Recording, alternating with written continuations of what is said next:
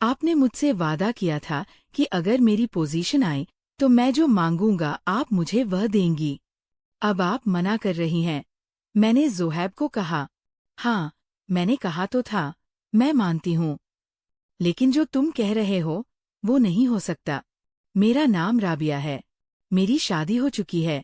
मैं चकवाल के एक देहात में अपने शौहर के साथ रहती हूँ। मेरा शौहर एक सरकारी मुलाजिम है, लेकिन इसकी मुलाजमत दूसरे शहर रावलपिंडी में है, इसलिए इसे नौकरी के सिलसिले में रावलपिंडी जाना पड़ता है। मैंने अपने शौहर से कई बार कहा कि आप कोई और जॉब ढूंढ लें। हमारी नई नई शादी हुई है और मेरा इस तरह आपसे दूर रहना मुझे अच्छा नहीं लगता। और अभी तो हमारी नई नई शादी हुई है। मेरे शौहर कहते कि बेगम, दिल तो मेरा भी यही करता है कि तुम्हें छोड़कर कहीं न जाऊं, लेकिन अब काम के सिलसिले में मुझे जाना पड़ता है। मेरे शौहर ने कई दफा अपना तबादला करवाने की दरख्वास्त भी दी, लेकिन कोई फायदा न हो सका। इसलिए मेरे शौहर हर महीने बाद घर आते हैं। मैं घर पर अकेली ही होती हूँ और बोर होती रहती हूँ।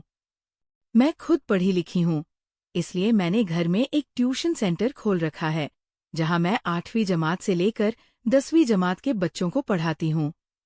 मेरे ट्यूशन सेंटर में मोहल्ले के तमाम बच्चे और बच्चियाँ आती है।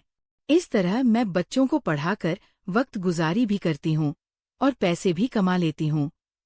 एक दिन मामूल के मुताबिक बच्चों को पढ़ा रही थी कि दरवाजे पर दस्तक हुई। मैं बाहर गई तो गांव के चौधरी साहब आए थे। वो अपने बेटे ज़ोहैब को साथ लाए थे। मैंने चौधरी साहब को बैठक में बिठाया और उनके लिए चाय बनाई। चौधरी साहब ने मुझे कहा, बेटा, आज तुम्हारे लिए एक काम लाया हूँ। तुम बहुत पढ़ी लिखी हो और गांव के सब बच्चों को पढ़ा रही हो। ये बहुत अच्छी बात है। मैं बहुत खुश हूँ। मैं चाहता हूँ कि बेटा तुम मेरे बच्चे को भी पढ़ाओ। ये नालायक पिछले 2 साल से मैट्रिक में फेल हो रहा है और मैं इसकी वजह से बड़ा परेशान रहता हूँ। जब मैंने उनके बेटे ज़ोहैब को देखा तो उम्र से तो काफी छोटा लग रहा था। इसकी दाढ़ी मूछ भी नहीं आई थी। मैंने चौधरी साहब से कहा, ये तो अभी काफी छोटा सा है और मैट्रिक में 2 बार फेल हो गया है। मुझे तो ये 7वीं 8वीं जमात का बच्चा लगता है। चौधरी साहब ने कहा, तुम इसको बच्चा मत समझना, ये तुम्हारी सोच से भी ज्यादा तेज है। मैंने कहा, चलो ठीक है, मैं अपनी पूरी कोशिश करूंगी। अगले रोज से ज़ोहैब ने एकेडमी आना शुरू कर दिया। पहले 2-3 दिन तो सब कुछ ठीक था, लेकिन इसके बाद इसने शरारतें करना शुरू कर दी। कभी किसी को छेड़ता तो कभी किसी को तंग करता। इसने 2 हफ्ते के अंदर ही ऊधम मचा दी। इसने सबकी नाक में दम कर रखा था। लेकिन दिन ब दिन इसकी शरारतें बढ़ती ही जा रही थीं और यह एकेडमी आता तो बड़ी गंदी नज़रों से मुझे देखता, जैसे मुझे अभी खा जाएगा। मुझे इसकी हरकतें समझ आ रही थी। आखिरकार मैंने तंग आकर फैसला किया कि इसका टाइम चेंज कर दूं। सब बच्चों को मैं 3 बजे से 5 बजे तक पढ़ाती थी। ज़ोहैब को मैंने 5 बजे से 7 बजे का टाइम दिया। इसने भी मेरी बात मान ली। पहले तो इसने मना किया, लेकिन फिर मैंने इसे कहा, अगर 5 बजे एकेडमी नहीं आ सकते तो कल से एकेडमी मत आना। फिर वो मान गया और वो 5 बजे एकेडमी आता। अब इसने अपनी हरकतें मुझ पर आजमाना शुरू कर दी। वो लगता तो बच्चा था, लेकिन अंदर से पूरा था, बड़ा तेज था। मुझे इस बात का एहसास तब हुआ जब मैंने इसे घूरते हुए पकड़ा। मैं हैरान हो गई। खैर, अब मुझे इसकी शरारतों की आदत हो गई थी। मुझे खुद अकेलापन, तन्हाई, अंदर से खा रहा था, लेकिन मैंने अपने आप को कंट्रोल किया। मैंने ज़ोहैब को समझाया कि, बेटा, अपनी पढ़ाई पर तवज्जो दो और ये हरकतें बंद कर दो। लेकिन वो बच्चा नहीं, शैतान था। एक दिन मैंने खूब डांटा तो फिर वो काफी देर तक सुकून से बैठा रहा। इसने रोने वाली शक्ल बना ली। मुझे काफी दुख हुआ क्योंकि आज तक मैं किसी पर ऐसे चिल्लाई नहीं थी। फिर मैंने ज़ोहैब को कहा, देखो, मैं तुम्हें शरारतें करने से मना नहीं करती, लेकिन एक लिमिट होती है, तो तुम अपनी लिमिट में रहा करो।